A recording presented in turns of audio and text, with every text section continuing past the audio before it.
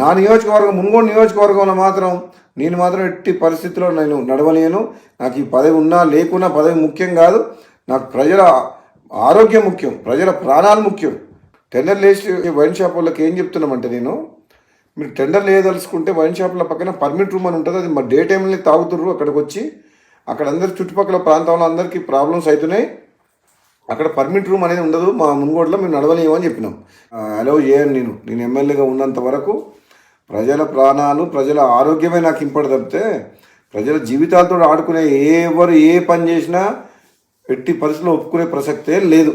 ఊరు బయట ఉండాల్సిన వైన్ షాపు ఊరు సెంటర్లో ఉంటుంది. బెల్ షాప్లోకి అమ్మొద్దంటే మళ్ళీ దొంగసాటుగా బెల్ షాప్లో అమ్ముతుండ్రు. అది అమ్మొద్దని చెప్తున్నా. ప్లస్ మళ్ళీ వీళ్ళందరూ వైన్ షాపులు అందరూ కలిసి సిండికేట్ అవుతుండ్రు.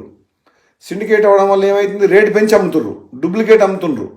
వేరే మండలాలు, వేరే నియోజకవర్గాలు, వేరే జిల్లా వాళ్ళు ఇక్కడ పార్టిసిపేట్ చేయొద్దు. ఇప్పుడు వైన్ షాప్ లొకేషన్స్ కూడా తప్పున్నాయి.